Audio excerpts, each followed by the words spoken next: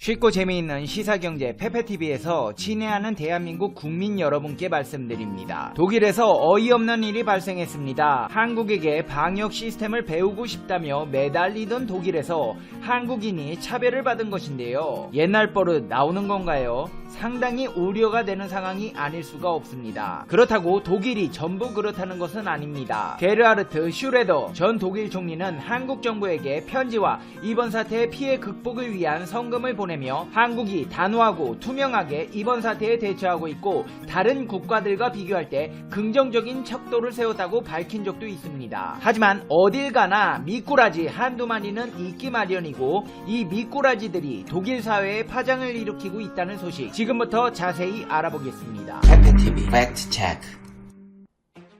독일의 수도 베를린에서 한국인 유학생 부부가 차별과 무력 행사를 당하는 것도 모자라 조롱까지 당하는 일이 발생했습니다. 지하철을 이용해 귀가 중이던 이들 부부에게 독일인으로 보이는 남성 3명과 여성 2명이 다가왔습니다. 그들은 해피 코로나 데이, 코로나 파티라는 말을 내뱉으며 차별적인 언동을 시작했습니다. 이어 부인 김모 씨에게 결혼은 했냐고 부적절한 발언을 쏟아내기도 했는데요.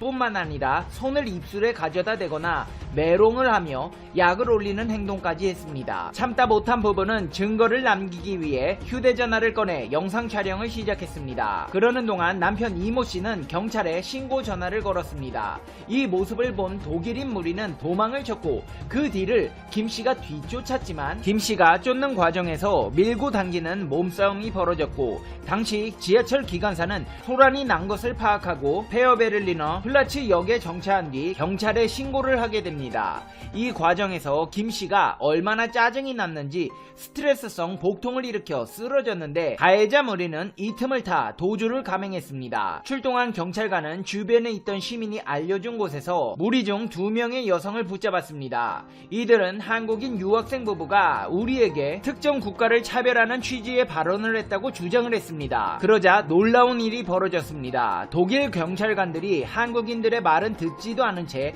되레 한국인 부부에게 그렇게 불러서는 안 된다며 훈계를 이어간 것인데요. 심지어 경찰은 이 한국인 부부에게 실질적인 무력 사용이 없는 상태에서 바이러스라고 비웃은 것은 인종차별이 아니라는 발언을 한 것으로 전해졌습니다. 이 한국인 부부가 독일 경찰의 공식 입장으로 봐도 되느냐고 예리한 질문을 하자 해당 경찰관은 그제서야 아니라고 답변을 했다고 합니다. 한국인 부부는 경찰관이 사건 접수조차 하지 않으려고 하자 어이없는 반응에 주독 한국 대사관 긴급 영사에 전화를 했고 대사관이 경찰과 통화한 뒤에야 사건이 접수되었습니다. 그러나 경찰이 부부에게 전달한 사건 접수 서류에는 사건의 주요 내용들이 빠져 있었던 것으로 알려졌습니다. 주 독일 대사관은 경찰의 사건이 접수될 정도로 한국인이 인종차별을 당한 것은 극히 이례적이라고 밝혔습니다. 근데 알고 보니 이런 일이 한두 번이 아니었습니다. 지난 4월 11일 프랑스 접경 지역의 소도시에서도 독일인에게 프랑스인이 차별당한 사건이 발생했는데요.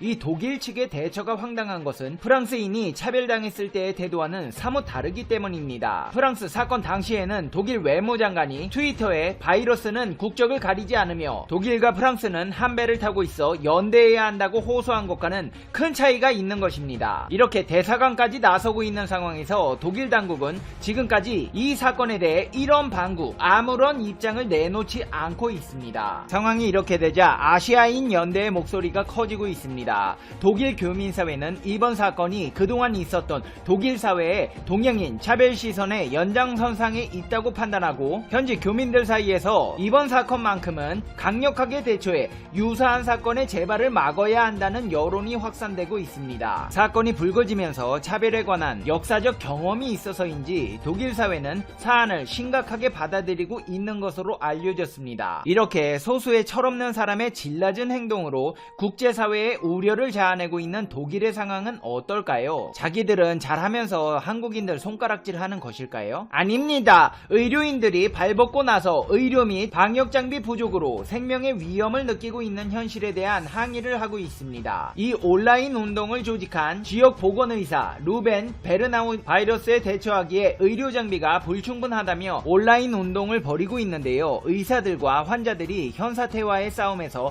충분한 보호를 받지 못하고 있음에도 독일 전역의 의사들과 동료들은 주민들을 돌보고 있다. 상처를 꿰매라고 훈련을 받았는데 나는 지금 왜 마스크에 바느질을 하고 있냐며 울분을 토했습니다. 실제로 독일 의료진과 병원들은 독일에서 현사태가 확산된 이후 정부에 더 많은 방역 마스크, 보호환경, 장갑 등을 요구해왔고 방역용품 생산기업들도 생산 능력을 최대로 올리고 있으나 수요를 감당하지 못하고 있는 상황입니다. 이런 가운데 병원에서 세정제, 마스크 등이 도난당하는 일까지 빈번하게 일어나고 있습니다. 불만이 터진 건 일반 시민들도 마찬가지인데요. AFP 통신에 따르면 독일 베를린에서 열린 행진에는 사회적 거리두기를 강제하는 비상사태의 중단을 촉구하고 자유롭게 이동할 수 있는 권리를 주장했습니다. 아이고 참 여기도 진짜 하고 싶은 거 다 하시면서 사시는 분들 모이셨네요. 제가 일찍이 말씀드렸습니다. 자유와 방종은 구분하자고.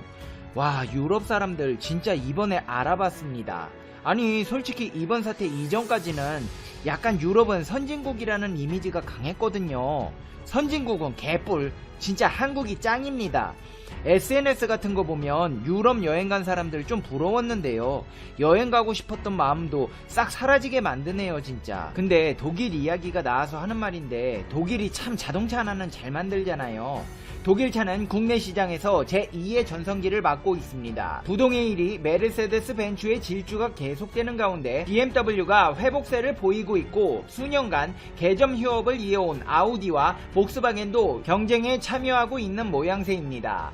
일본 불매운동 직격탄을 맞은 일본 차의 부진도 독일 차에는 호재로 작용하고 있는 모양새입니다. 하이브리드 차를 앞세워 작년 월간 기준 20%대 점유율을 기록했던 일본 차가 불매운동의 여파에서 헤어나오지 못하면서 독일 차가 더 부각되고 있다는 분석인데요. 실제 작년 독일 차가 월 기준 점유율 60%대를 회복했을 당시 일본 차의 점유율은 최저 7%대로 내려앉았습니다. 같은 해 3월 점유율이 24.12%를 기록했던 점을 고려하면 3분의 1 토막 수준입니다. 올해 역시 좀처럼 한 자릿수 점유율에서 벗어나지 못하는 일본 차지만 일본 차를 제외하면 사실상 독일 차의 독주를 막을 경쟁 상대는 없다는 업계의 분석이 있었는데요. 근데 이런 독일 차가 장악한 럭셔리카 시장에 신선한 도전장을 내고 외신에서 본물 터진 듯한 호평을 받는 한국의 자동차가 있어 소개해드릴까 합니다. 바로 제네시스 G80인데요.